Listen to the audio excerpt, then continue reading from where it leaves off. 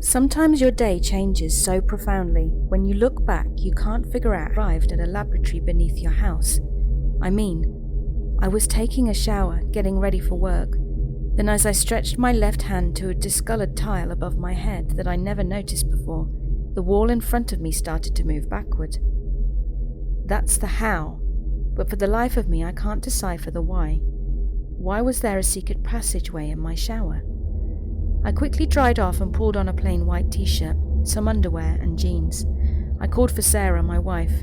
No reply, so I left the bathroom and searched the whole house for her. Her car wasn't in the driveway, so it seemed a logical conclusion that she wasn't in the house. Okay. I went back to the secret passage, this time with shoes, and slowly climbed the stairs with the flashlight pointed in front of me. The steps seemed like they went down forever. When I finally reached the end of them, I came to a large hallway that ended in a fork. There were two people where the corridor branched. They didn't notice me yet, so I quickly switched off the flashlight and used the area next to the entryway as a hiding spot. My wife Sarah was talking to a man. A tall man. Looked slick and European. They didn't seem happy, like they were fighting. I wanted to intervene, but a walkie-talkie crackled nearby. "Your husband?" "He doesn't suspect a thing. Thinks I'm at work." "Good. Nice job, Sarah. You've been hiding this project for months, probably more successfully than I would have, but that doesn't give you a right to disobey orders. I consider Flo an asset, not a liability. She's already killed 3 of my men. She's a liability." "Johan, you don't understand what a golden opportunity this is. An opportunity to annihilate an entire squad of mercenaries. If we can catch her alive, she could propel our research years into the future. I get it. It's your job to watch out for opportunities like that, but I can't risk any more of my men getting killed."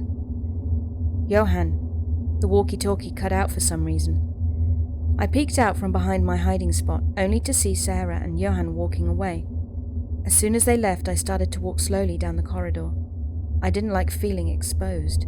I wanted to see my wife again, but if she was with that man, someone who commanded mercenaries, he might decide to kill an intruder like me outright. I entered the first room I encountered with an unlocked door. It looked like a laboratory. I couldn't focus on my surroundings much because I heard growling. Crouching, then standing back up, I scanned the room. I saw a grey-skinned woman with bloodshot eyes crawling on one of the tables. She looked to be older than me, quite a bit older actually, and she seemed like she was hunting. Her face whipped around in my direction, and her upper lip curled up, exposing fangs. I thought the woman was going to lunge at me, but a large man came up behind me and fired a gun with a silencer attached. He apparently shot her in the leg because she buckled and fell off the table. The man tried throwing a net on her, but she screeched at him and took off on all fours, pounding out the door I'd left open. Great. I've been tracking that desiccated woman for the past 3 hours. Almost had her too. "I'm Eric Turner. You don't look like you work in the lab." No, I'm a little confused. I found a secret passage in my shower. I literally have no clue what's going on." Eric laughed, a harsh sound. "You're the husband to that woman, Sarah. You're not supposed to be here. In fact, Johan would kill you if he found out. Lucky for you, he's taking off for the day. Has a flight to catch in a couple of hours. You can help me look for Flo since you're the one that opened the door." So I helped Eric hunt the woman named Flo. He handed me a pistol with a silencer, said it paid to be extra stealthy. They had run-ins with the dead from time to time. Fortunately, they kept them contained inside this underground laboratory. But Flo somehow got loose from the experimentation pens, clearly still inside the laboratory, roaming around and looking for prey, and had already killed 3 men. Almost 4, I thought gloomily. Eric sniffed the air. He claimed you developed a nose for them after a while. Survival mechanism. I asked him if Flo was the first to escape the experimentation pens. He hesitated, then said yes. One thing I found peculiar was that he seemed to want to capture Flo alive. Johan was the head of the mercenaries, and he clearly wanted her dead. Didn't Eric want to follow orders?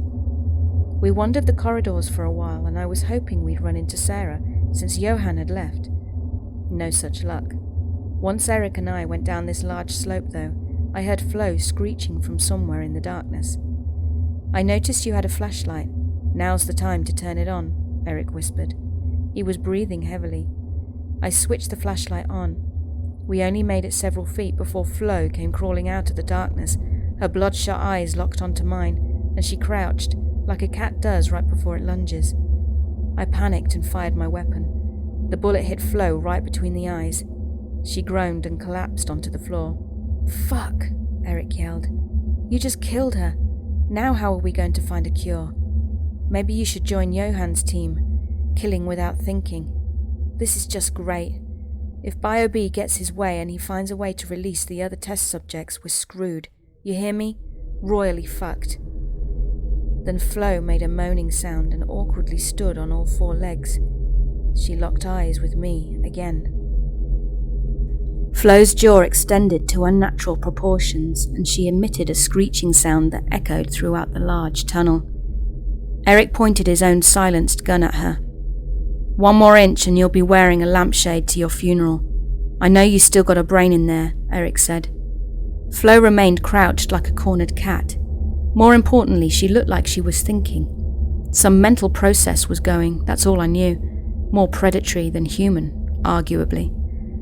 Eric slid for the net slung over his back while keeping the gun trained on Flo. She seemed like she could sense what was about to happen, because she screeched and retreated into the darkness. Well, fuck, she's gone. Gone into a tunnel not even trained mercenaries are willing to go. Not even me, and I'm the best, Eric said. "What's the big deal with Flo?" I asked, one eye on the great blackness of the tunnel mouth. "Flo is special. She's not your regular infected. Sure, she looks feral, but she still has something going on upstairs. God only knows what that is, but it's more than most of the infected. She found a way to get out of those experimentation pens. Compared to her peers, that makes her a genius. And you want to study her for this reason?" Eric spit on the ground and moved a thoughtful hand through his stubble. Thoughtful green eyes stared back at me. "As far as we know, with all the experiments the eggheads have conducted down here, she's the only infected that has reacted that way. She's a genetic goldmine, and we need her alive. The dead decay too quickly. Twice dead, I mean. Anyway, you get the idea." Eric scanned the black mouth of the tunnel again, and I reflexively followed his gaze. The entrance to infinite blackness was stiflingly quiet. I asked him about the BioB he mentioned. Eric just chuckled. "Yeah, he's been here as long as Johann and the rest. He wants the infection to spread. Is he just an asshole? Maybe. But my intuition tells me he's got a deeper reason for doing what he's doing. Damned if I know what it is. Honestly, we don't know much about him. I'm a veteran with this kind of shit. This guy has evaded all attempts to uncover information about him. He's that good. Never seen anything like it." Then we both heard screeching from somewhere in the tunnel, and Eric motioned in the direction we came from. I followed without hesitation. The screeching seemed to come from multiple sources, so it wasn't practical to stick around. We'd have to capture Flo some other time. As we wandered the tunnels, I realized we had gotten lost, or more accurately, I didn't know where we were. Eric had the same stoic yet intense expression as usual. At least he wasn't disorientated. That was the last thing we needed. We found ourselves in another large tunnel, this one lined with metallic doors. I thought about Sarah then, and wondered if she might be behind one of them. I had been so wrapped up in the survival of the moment that I hadn't been able to think about her, or what she was doing down here and why she had lied to me. Maybe those answers would be more superficial than I realized, but I still wanted to pursue them. "You seem like you're distracted. Thinking about your wife?" I don't usually get along with eggheads, but she's probably the best of them. Kind and smart, resourceful. Trust me, she's fine. Absorbed in her work, but just fine. Once you're down here for a while, you'll appreciate the gravity of what she's doing. We heard screeching again. Funny thing was, I could see Eric's ear twitch at the sound. I guess it was a sign of someone in tune with his environment. Eric approached a fork in the tunnel. He stood for a minute, considering which one to take. I came up next to him, not really sure what to do. I was pretty confused and dependent on Eric for direction. More screeching from ahead of us. Eric backed up and motioned me to do the same. He readied his silent pistol. "Careful now," Eric whispered, giving me a look out of the corner of his eyes. I gripped my own pistol, glancing at Eric, then at the tunnel and back again. Don't have such a tight grip, you'll probably fire at the ceiling when something comes popping out of the tunnel. Relaxed but firm, you know what I'm saying. Relaxed but firm, you know what I'm saying. The screeching continued, but what came out of the tunnel at first wasn't Flo.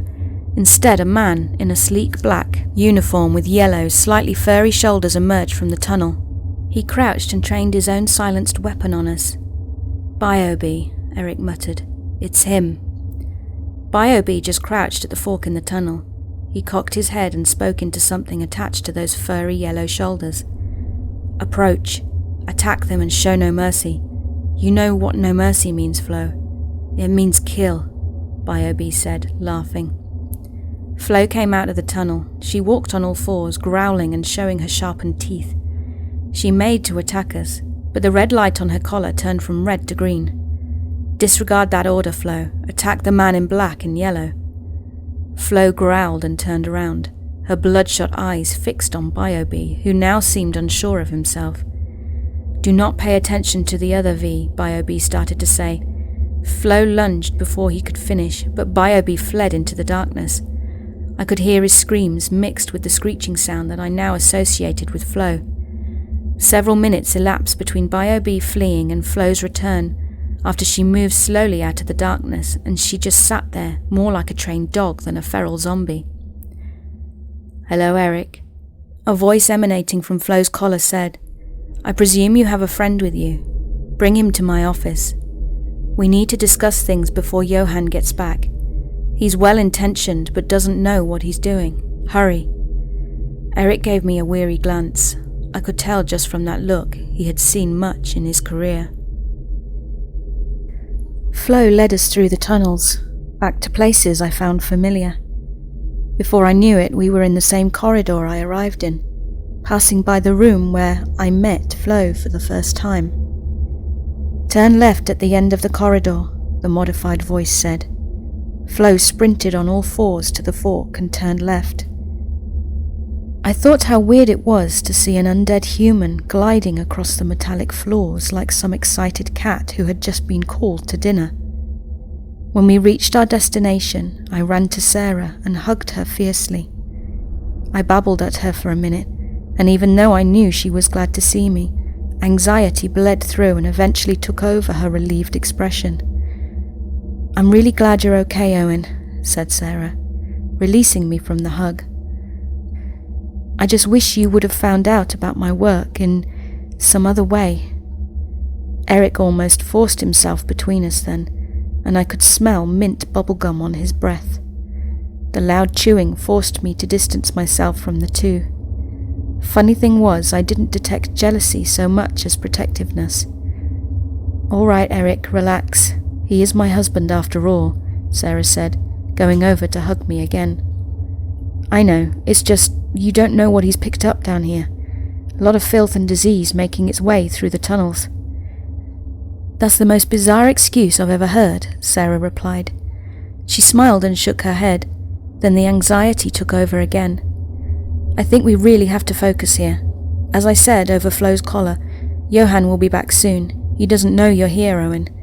He'd probably kill you if he did. He's pretty trigger-happy. Then we should get him out of here. Back through the secret passage. That way, when Johan returns, he'll think everything is normal." At the mention of the secret passage, Sarah blushed. I could tell she felt bad about concealing her second life from me. I mean, in a way, I understood why she did. There was such a dangerous world underneath my house, and she tried to shield me from it. You protect your significant other as best you can. "All right, Eric, you take Owen," Sarah began to say. Then the lights went out. I switched on my flashlight, surveying the room with its tiny beam. It caught something, grey flesh and angry bloodshot eyes. I heard the screeching sound, a warning. Damn, I'm trying to tap into Flo's collar again. It worked the first time, but something is blocking my signal. "Eric, take Owen through the secret passage." And this time I cut her off. "I'm not leaving you with that monster. Don't argue, you're green and don't know what the hell you're talking about. You're going to lure the creature away from your wife. This isn't the movies, son. Bravery can look like a cowardice at first glance. For some reason, I didn't feel compelled to argue with Eric. Maybe it was his resoluteness in the face of complete terror that swayed me. I realized I was green, far newer to this adrenaline-fueled sense of danger than either Eric or my wife. I thought that opening jars or killing spiders made me the courageous one in the relationship, but I was wrong. "Okay, let's move," Eric whispered. He crouched and motioned for me to imitate him. Then he moved to the entrance of the room, knocking over a glass tube to get Flo's attention. Flo's screeching pierced my ears again. "Remember, Flo, no mercy. Kill." It was BioB's voice. We managed to lure Flo outside of the room, and Sarah sealed the door. I didn't have time to look back because Flo was right behind us, screeching. I blindly followed Eric from tunnel to tunnel, and I could tell somehow that we were far from our intended destination, the exit that led to my shower. We somehow ended up at the mouth of the tunnel where not even mercenaries dared to go. "We'll stop here for a minute. If we're quiet, we might be able to lose Flo. Capturing her is secondary at the moment. We gotta get out of here before Johan comes back, otherwise you're probably fucked." Eric and I waited for about 20 minutes for the screeches to die down. Just as we were about to head back to the exit passage, I could see Eric's ears twitching. Then, several seconds later, my own reacted. I heard frantic scratching sounds, rabid, then Flo's face. Her collar glowed red, which probably meant BioB maintained control of her. Her eyes locked on us. Her mission was clear. Flo ran toward us on all fours, and Eric readied his silent pistol. I did the same with mine. I still felt I was clumsily imitating his moves. As Flo got closer, she slowed down, glancing at both of us. "Target E, go," BioB's voice said. Flo lunged at Eric. He fired his pistol without hesitation. A bullet went right through her skull, taking the steam out of her predatory lunge. She fell to the ground on her back, then into the darkness. I wondered at first if Flo was truly dead, because last time she had regenerated. I didn't have much time to consider the possibilities though, since BioB emerged from the shadows. He crouched and fired his pistol at both of us. A few bullets missed as Eric and I moved backward. Then one connected with his lower leg, and he cursed like a sailor. Before I knew what was happening, I was dragging Eric closer to the lip of the tunnel, carefully sticking to the wall so that I didn't fall into the darkness like Flo. Fear pushed me further and further from the known of the tunnels and into the unknown Eric had cautioned me over. I cursed myself quietly and not sure if I would make it to the next several feet. But I did. Then the 10 feet after that. I was deep in the tunnel now, and I could barely see the light coming from the area where BioB remained. I could tell he was hesitating, not sure if he wanted to cross into this treacherous tunnel. As I heard screeching, not sure if it was Flo's or not, I ducked into the first room I encountered, shutting the heavy metallic door. Eric cursed and grabbed his left lower leg. "I'm pretty sure I killed Flo," Eric said. "How can you be sure?" I replied as I turned on my flashlight. I kept it low to the ground, reducing the chance that someone would see us. Dunno, killer's instinct, I guess. Could be wrong. There was scratching at the door. I looked up and saw bloodshot eyes and grey skin, but it didn't look like Flo's face. A man in his mid-40s on the other side of the grave stared at me hungrily. A spiderweb of blood went from his eyes down past his stern jaw. "Don't panic," Eric whispered. "You start to panic, it's all over. Play dead mouse, you hear me? Play dead mouse." I tried to squash my panic to slow my breathing. I turned off the flashlight and both of us were drowned in darkness and the sounds of frantic scratching. I heard static coming from Eric's shoulder piece, then Sarah's voice. "Hello? Hello? Eric? Owen?" "Shh." Eric almost spit into the mic. "We're in a bit of trouble here, Sarah. We were attacked by BioB and Flo. Had to retreat into the old tunnels." "This is such a mess," Sarah said. Static reigned for a minute afterwards. "Looks like Johan will be back soon. I won't be able to communicate with you as usual. Maybe I can tap into the monitor system that the old laboratories have." if they're still operational. Owen, Eric, be safe until then. Then all Eric and I were left with was the frantic scratching of the undead thing on the other side of the door. I could still make out its bloodshot eyes and stern jaw. It seemed to have realized I'd noticed, and I promptly looked away. Eric was gripping his lower leg, wincing. I didn't know what to do. I had no experience in medicine. Would I have to extract a bullet? Clean the wound? My head started to spin. All of a sudden, the gravity of the situation struck me, and I had to grab onto one of the metallic tables for support. I know you're scared right now. I won't call you kid because I know that pisses people off, but I've been in tougher spots before. This is maybe 4 out of 10. What the hell do we do now, Eric? You're wounded and there's a zombie just begging to get in and rip us to shreds. Relax, Eric said. We can't do anything about my leg, not right this second anyway, but we have to find a way out of here. That's our number one priority. I scanned the room, trying to calm down like Eric said. There were a bunch of very old-style computers on the metal tables. I could tell they were working, or at least they had electricity flowing through them, because of the sounds that they were making. I went to one of them and pressed a random button. The screen lit up, revealing a log of some sort, by someone with the initials BB. When we set up shop here, the company I work for, I mean, we tried exploring this tunnel and mapping out the old laboratories. Lost a lot of men those few weeks we tried. No matter how veteran you are, you learn to fear this place. Well, coming in here wasn't my first choice either, I replied. You should rest up for a bit while I read this log. It might give us some insight into what we're about to head into. I went to the very first entry so that I could have some context. It said, I can't believe I fought for my country. My reward was an afterlife that no normal human could even begin to fathom. I died in the desert. Why should any person have any knowledge of their own death? Not only did I die, but I woke up in a laboratory, in a tube. My own brother stood looking at me through it. His face was blurry and out of shape. I could tell that when people walk in, that he acted like he doesn't know me. But he did. He is my brother. I fought because I thought it was the right thing to do, and he became a mercenary. He always said he was smarter than me because he put coin before country. I heard what they said, that I'd died in the desert and the government takes the bodies of those who have signed up for the CEP program. Nobody knows when they sign up, what they're signing up for, just that your body will be used after death. I guess I didn't read the fine print, that I'd be made to be alive again as they use it. My sister walked in, talked to my brother, not even making eye contact with me, the tube. I vowed that even though I was just a body in a tube then, worse than a fetus, I would become fully human. I'd escape and make them pay for abandoning me. I didn't have enough time to properly react or read the next entry.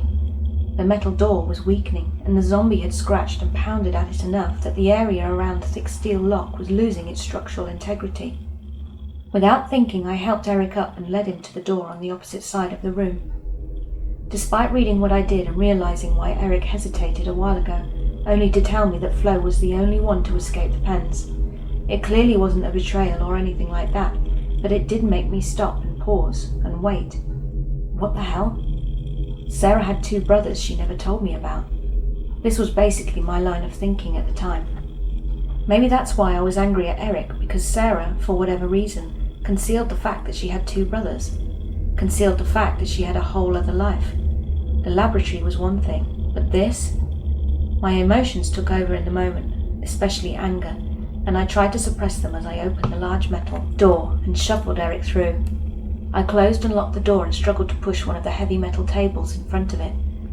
After the fear dissipated, my anger subsided a bit. Eric was looking at me, which brought it back in waves. What the hell is your problem? Eric asked in a harsh voice. Nothing. You always say nothing when it's something, he said and laughed. I saw the look on your face as you read whatever it was on that computer. It's not important right now. Both of us have to get out of here. You need medical attention. I need to get out of here before Johan comes back. Yeah, Johan will kill you if he sees you down here. Civilians are to be shot on sight. Otherwise the secret won't be much of a secret anymore. I thought about saying something concerning the nature of secrets in general, but figured it would be too obvious. I didn't know what to do with this information. I liked Eric, But if I let on that I knew his secret, who knew what he might be capable of? Biobe was his brother, Sarah was his sister, and everything had fucked up written all over it. I honestly didn't know what to do. We shuffled to a set of stairs leading up. So many entrances and exits to this place. There's no telling where this one will lead to. I've used a couple so far, but never from the old laboratories. We need to be careful. Then another undead thing came crawling down the stairs, its claws clinking against the metal. Its eyes glared at me, red and murky, as if it thought me more of a sufficient meal than Eric. It crawled down slowly. As it widened its mouth to unnatural proportions, like Flo, a red hole appeared in its head, and the head jerked to the left, its neck snapping. I breathed a sigh of relief, only to hear more screeching. Another zombie came down, crawling on top of the first one's corpse. Same mean look, same animalistic motivation. A bullet nearly ripped its head off too. I'm really getting tired of these things, Eric said, sounding a little drained. Good target practice, but still. Then we heard voices, angry, irritated voices. Eric and I gave each other a glance, and we moved quickly to the side of the room that had desks we could be behind. We barely made it by the time two men came clomping down the stairs. I heard Johann's voice, another one too, but it took my mind a bit to piece it together. Fuck, Biobe. They were talking about Flo, and if she was really dead. Flo proved herself quite resilient in the laboratory tests. Sarah has no clue what we're up to, but she's very thorough, Biobe said, sounding congenial for the first time. I hope for her sake she is, Johann replied in his rough voice. They lingered for a few more minutes, talking over details. Then they proceeded out the door we had come, and I heard cursing, then a single gunshot. They had found the zombie guarding the door. I heard muttering too, suspicious muttering. Then the voices faded into nothing. We both waited for close to an hour before we stood up. I quickly went to the door Johann and Biobe opened and locked it. It seemed fruitless, but it would buy Eric and I a few necessary seconds. I led him to the set of stairs, pushed a button that went from red to green, and saw a trap door opening into what looked like a fairly luxurious house. I could use a nap on a fancy bed, Eric said, chuckling to himself. We slowly made it up the stairs, and the first thing I noticed was all the tubes lining the room we found ourselves in. Tubes with dead bodies whose chins rested on their chests in a twisted yet somehow beautiful repose. The bodies in the tubes twitched, and if you paid close attention, you would notice their eyelids fluttering. Shit, we really stepped in it now, Eric said in a low voice. His glance kept shifting about the room, and he tightened his grip on his pistol, something I remembered him telling me not to do. Is this Johann's place, or Biobe's? I asked. Eric shrugged, but I answered my own question as I wandered further into the house. I recognized the large bay windows because I used to jog past them in the mornings, waving to them absent-mindedly in a kind of ritual. This is Johann's, I said. I remember the windows. I remember his face as he would come out to that fancy red convertible. A man like that lived in our neighborhood. You'd be surprised what goes on just underneath your nose, Eric replied. It's a wonder we're all still kicking. After a slight pause, he went on. And don't think I forgot about earlier. You found something on those computers, and I want to know what it is. It could be a matter of life and death. I was saved from responding by my phone buzzing. All this time I had my phone in my pocket. I took it out and activated the screen. There was an email from Sarah. I tried to contact you through the monitor systems in the old laboratory. I hope you're okay, Owen. I know you are. You're as resourceful as I am. When I hacked into the monitor system, I read Biobe's files. I thought he was invested in releasing the undead from the experimentation pens, but I was wrong. Maybe that was initially his plan, but it's clearly evolved since then. Flo is his wrench in our well-oiled machine. There's something special with his suit too, but I haven't dug that far into his personal log. Eric came closer, clearly interested in what I was reading. Now I definitely want to know what you're reading. I'll grab that phone from your hands if I have to. I sighed and turned the screen towards him. Bastard, it's exactly what I said. He has an ace up his sleeve. More than one, apparently, I replied. Eric grunted and surveyed the living room with the large windows. The tubes were far away from the windows, close to the back of the house where no human eyes could pry open dirty secrets. You might have put coin before country, Eric, but you've lost the war, BioB said from behind us. We turned around quickly and backed up because he had a pistol going from Eric's head to mine and back again. His mask was off, and for the first time I could see his pale grey face, stern jaw, green eyes. I could absolutely see the family resemblance, but BioB seemed grittier and overall darker than Eric. "George," Eric said, sounding rightly surprised. "I thought after you escaped that tank you wouldn't survive. I thought you were long dead." Proved my big brother wrong yet again. Well, wrong in one sense, but right in another. I stared at BioB with a mixture of wonder and terror. Here was a man who held the secret to eternal life, or close to it. He wasn't just a zombie, but a lucid one. Not mindless, not demented or deeply deranged or cruel beyond reason. Here was a zombie who had retained much of his mental faculties. "I won't alert Johan to your presence," BioB went on. "This is personal." "I'd say it's personal, but I'm just deeply confused," Eric said. "I didn't kill you in the desert. I didn't inject you with the virus. Someone else made the tank your prison. Why are you taking that out on me? You could have helped me, but you chose not to. You never were very patient. I needed a few more months." "Too late," BioB said. He crouched and fired his silenced pistol at Eric, putting a bullet right between his eyes. Then BioB just looked at me, and all I could see were the bug-like eyes and the yellow and black pattern around them. He just stood there, almost as if he wanted me to make the first move. Flo sat next to him, the light on her collar blinking red. "I'm not sure if I can kill someone as green as you, but I guess Eric, my own brother, wasn't much of a challenge either," BioB said. "Do you prefer BioB or George?" I asked. I'm still not sure why I did. Maybe it was my own clumsy way to throw him off a bit. Then Flo's bloodshot eyes gleamed, and I thought BioB planned to use Flo to finish me off. But her collar glowed green. "Eliminate target, BioB. Repeat, eliminate target, BioB." A voice emanated from Flo's collar. She growled and exposed her fangs. She lunged at him, ripping through the protectiveness of his suit. Her teeth found his neck and blood squirted out, causing him to scream. Afterwards, she sat next to him, whimpering. She glared at me angrily but didn't attack. Then my phone buzzed, another email from Sarah. I tapped into Flo's collar and heard some gunshots. Is Eric dead? I'm hoping BioB is, and if so, use his Lazarus suit and put it on Eric. I read BioB's log. The suit is organic, adapts to its host. It's acquired all genetic information from his undead biology. My theory is if the suit is given to Eric, he'll gain all the positives of the virus without the negatives. Which I guess means Flo isn't necessary anymore. But when I looked around, Flo wasn't anywhere. I hoped she'd gone back down to the tunnels. I knew I couldn't think about that right now. I went to BioB and stripped him of the suit, which was glued to his body thanks to a generous layer of sweat. I found it quite disgusting, but I persevered. I managed to put Eric's body into the suit. The only plan I had was to put Eric's body over my shoulder and head back to the exit. But when I got to the room with the trapdoor, several zombies were crawling towards me, looking desperate and hungry. Their appearances startled me. Fangs and elongated heads, like they had mutated beyond the typical physical expression associated with the virus. It made me wonder why that didn't happen to BioB. One made a sound, a cross between a hiss and a growl. It clicked along the floor and Eric moaned on my shoulder. I fired my pistol once and missed. Fuck! I fired and missed again.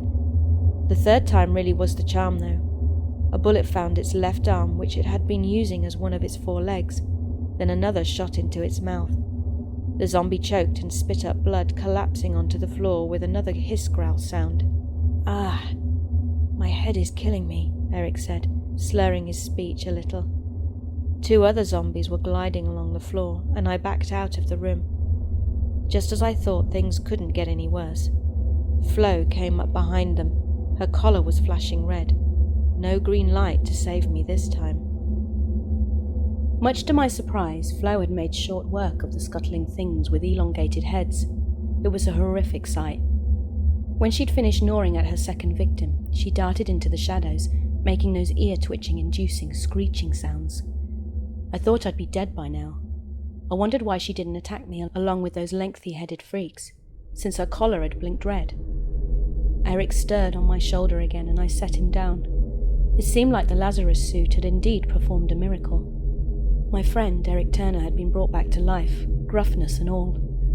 After letting him recover, I directed him back into the tunnels. He was confused and stumbling his speech, more delirious, though, than stupid. He became more lucid over the next few hours. I thought about what Sarah's email had read, that the suit adapted to BioB's undead biology. Was that why it had been able to bring Eric back? But the suit provoked a more pronounced change in Eric, at least cognitively. While his speech markedly improved, it compelled him to attack the undead further into the tunnels. He kept going deeper despite my urging him not to. Deeper, even though he'd said it was a place even mercenaries dared not to tread. I lost track of Eric at one point. I just couldn't keep up. When I finally found him, he was dead, sprawled out on the floor of a cobweb-infested laboratory. Deep down, I knew that the Lazarus suit wouldn't perform a miracle a second time, at least not on the same person. Not on the same person, I thought. So I peeled the suit off of Eric, ignoring the deranged smile on his face. I was still confused as to why the suit had a different effect on Eric than BioB. Once I zipped up the front of the suit, I realized it didn't matter. I started to feel insanely confident in my combat abilities. Not only that, but devious plots were occurring to me. The influence of BioB and Eric. The violent hand meant the conniving one, and it seemed to me the possibilities were infinite. A plan bubbled in my head, the most perfect plan. I'd use one of the computers in the old tunnels, use it to hack into Flo's collar. Johann expressed a hostility toward the half-cognizant zombie, so I thought it a fitting end for him. I made my way back through the tunnels, killing zombies left and right. Zombies with bulging eyes. Zombies with empty eye sockets or domes still leaking blood despite them looking like they had been dead for decades. There were a few walking corpses milling about the old computer room where I had dragged Eric after he had been shot by BioB. I felt a resentment towards Eric, then I didn't know if the suit was influencing my emotions via BioB's memories of his brother. I logged on to one of the computers, then I realized there was no need to hack into Flo's collar because the original BioB had already done that favor for me. Collar 45B was one of the program executables I could run, and I clicked it without hesitation. I realized I could steer Flo using simple voice commands. I never knew that Flo could move so quickly, even though I'd witnessed her in action several times.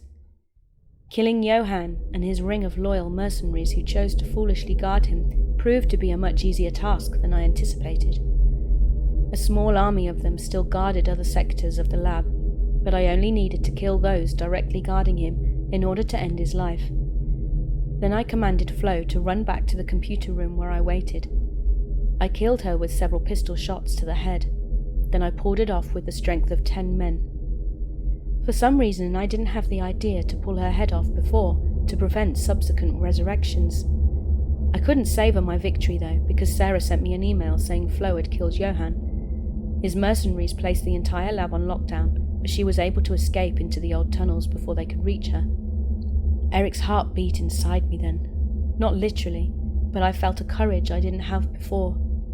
I would have gone after my wife regardless, but now I had this automatic courage about everything. Of course, as I made my way deeper into the tunnels, I felt twinges of fear. I saw beings that were clearly the results of experiments gone wrong, or horribly right, depending on the researcher's moral compass. Things would crawl toward me in the semi-darkness, creatures made up of 2 hands clicking across the tunnel floors. I had to use BioB's and Eric's pistols because I'd run out of ammunition from my own. The tunnels were absolutely filled with unfriendly experiments.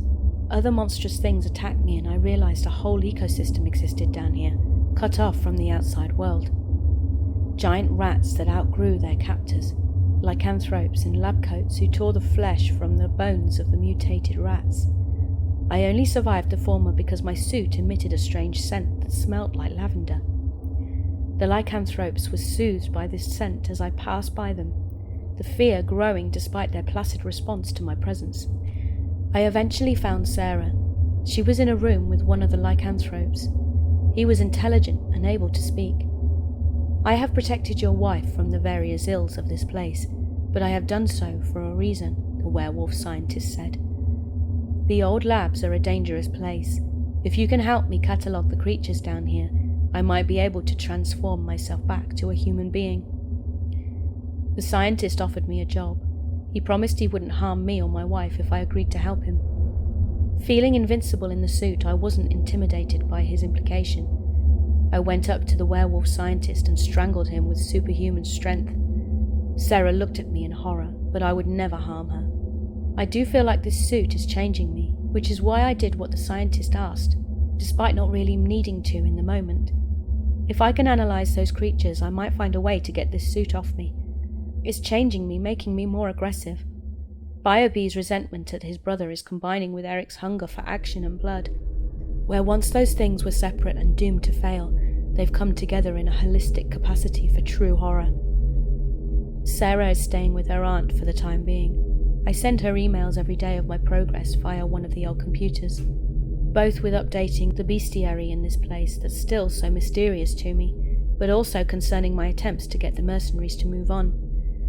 I realized I didn't cut the head off the serpent by killing Johann. Another leader took his place, paid for by the funder of this operation. I might be down here for some time, trying to find out who is ultimately behind the mercenaries and the zombie experiments. Maybe it's my life's purpose. I just hope I can go back to living with Sarah again soon.